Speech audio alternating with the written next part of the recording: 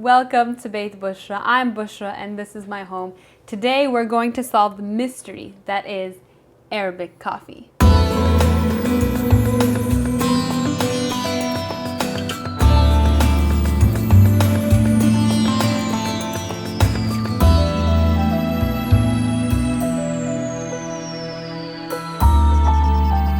Basically, the confusion comes from no real concrete measurements.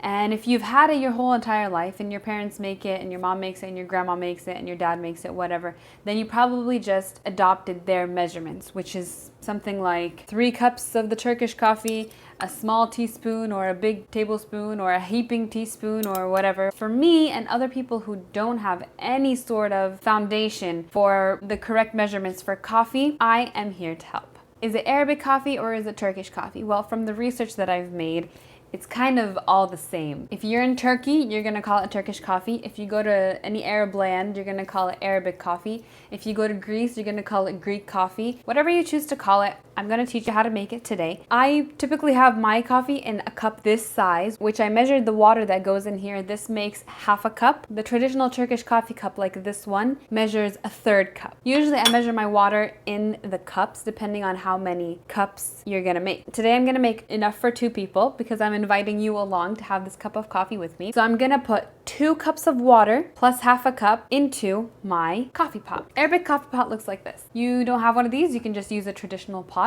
Also, you're gonna need a plate that fits on top of your coffee pot. You're gonna need some sugar and you're gonna need some coffee. In Arabic, this is called bin. If you don't have any traditional Arabic coffee, what you're gonna do is you're gonna take the darkest roast coffee that you can find in the store, grind that up until it's almost the same consistency as powdered sugar. It has to become a powder.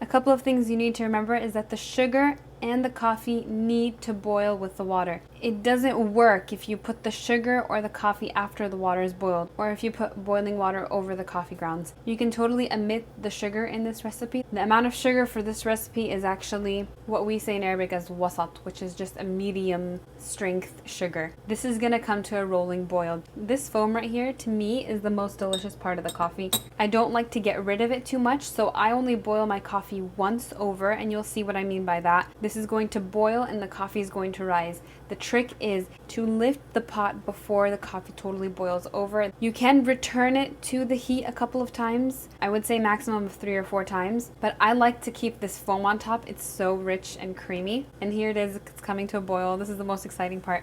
Do not leave your coffee pot on the stove. All right.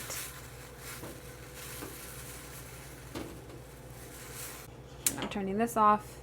Place this lid here. I'm just going to remove from the heat. So that's it, really. You have successfully created a brew of Arabic coffee. It's very simple. The trick was always to find the correct ratios. If you have your friends over and you'd like to surprise them with something cool, make them this Arabic coffee drink. I guarantee they'll be excited. Let me know in the comment section below if you're the kind of person that has a small cup or a big cup of coffee every day. I don't have this every day, but when I do, I usually take the bigger cup. Although you can never say no to these cute little cups. They're so cute. It warms you from the inside. Subscribe to the channel if you haven't already, and let me know what video you'd like to see next. I'm just switching between coffees. It's so perfect. Quick note, when you reach the bottom, the grounds will have settled there. You're actually not supposed to eat those. I hope you like this video about Arabic coffee. It's short and simple and sweet and fantastic, and it will keep you up for the rest of the day.